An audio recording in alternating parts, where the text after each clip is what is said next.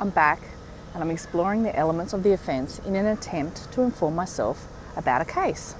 In the last part, I discussed each of the elements of the offence. Now I'm going to look at each element individually.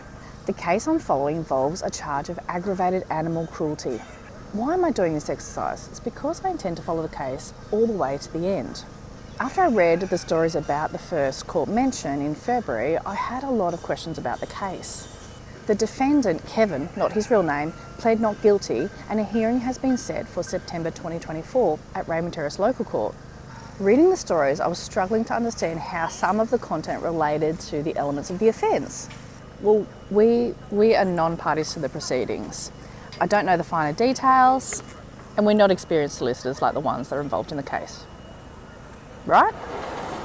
So I'm out and about informing myself.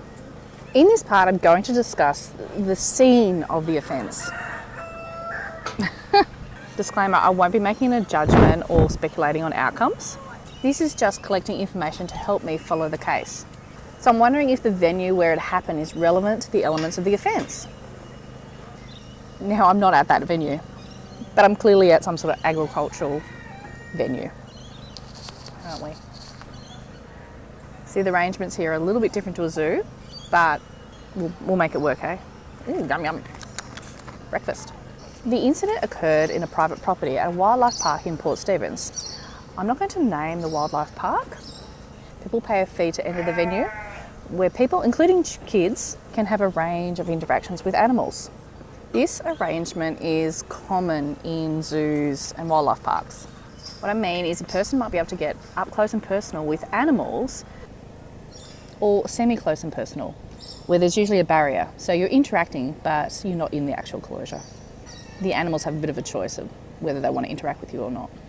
Or an interaction that is completely separate, where the person can be viewing the animal, but there's no touching. For example, like dangerous snakes. So the arrangement might mean that there are enclosures to separate animals like this from animals like these. Now, yes, goats and sheep normally get along, but these goats can be annoying. The other animal in this case is an alligator. This made me think, every time I go to these types of zoos, I never see the other animals kept in the alligator enclosure. I'm out of carrots. Aww. So I understand this wildlife park has different types of interactions. So will they discuss the barriers as a type of method of preventing animal cruelty?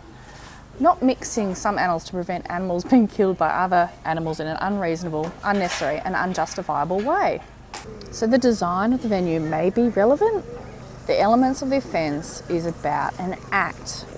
The media story says police allege Kevin plucked a Chinese silky bantam hen known as Betty White from the park enclosure and tossed it into the park's alligator enclosure where it was killed. The alleged act involves moving the animal from one enclosure to another enclosure.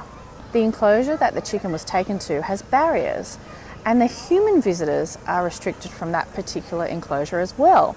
I assume this is because it has alligators in the enclosure. In conclusion, I think the arguments about the act are very likely to be related to moving the animal to that other enclosure. Oh, yum.